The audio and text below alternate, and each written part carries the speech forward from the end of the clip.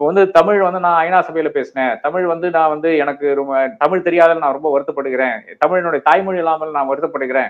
என்று கூறுகின்ற விஷயங்கள் வந்து நீங்க என்ன குஜராத்தி மொழியை வந்து இழிவாக பார்க்கிறீங்களா என்ற அந்த கேள்வி நிச்சயமா என் மனதில் இருக்குது. அப்ப நீங்க என்ன சொல்றீங்க? தமிழ் என்னுடைய தாய்மொழி இல்லாதனால நான் வந்து வருத்தப்படுகிறேன்னு சொல்லும்போது, குஜராத்தி உங்களுடைய தாய்மொழியா இருக்கிறதுனால நீங்க வருத்தப்படுறீங்களான்னு கேட்கிறேன்.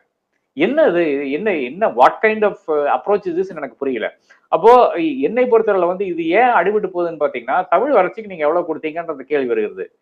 சம்ஸ்கிருத வளர்ச்சிக்கு வந்து 600 கோடி, 700 கோடி குடுத்துட்டு, தமிழ் வளர்ச்சிக்கு 3 கோடி, 2 கோடின்னு குடுக்கும்போது, அங்க தான் பிரச்சனை ஆகுது. ஒரு இன்ஸ்டிடியூட் ஆஃப் கிளாசிக்கல் தமிழ் என்று இருக்கிறது. ஏறத்தாழ முடுங்கின ஒரு ரீதியில் வந்து அது இருக்கிறது வந்து, அது வந்து மக்களுக்கு வந்து எடுத்துரைக்கும் வகையில் வந்து திமுகவும், அதிமுகவும் பேசிக் கொண்டிருக்கிறார்கள். அதே மாரி பல விஷயங்கள் தமிழ் வளர்ச்சிக்கு என்ன செய்தீங்க? தமிழனுடைய வளர்ச்சிக்கு என்ன செய்தீங்க? தமிழ்நாட்டுடைய வளர்ச்சிக்கு என்ன செய்யுதுன்னு பார்த்தீங்கன்னா, இதெல்லாம் பார்த்தீங்கன்னா 0. இன்னும் ஒருத்தன் வந்து செங்கல் தூக்கி நடந்து தானே இருக்கான். இதான் எய்ம்ஸ், இதான் எய்ம்ஸ்ன்னு சொல்லிட்டு. வெட்கமா இல்ல உங்களுக்கு?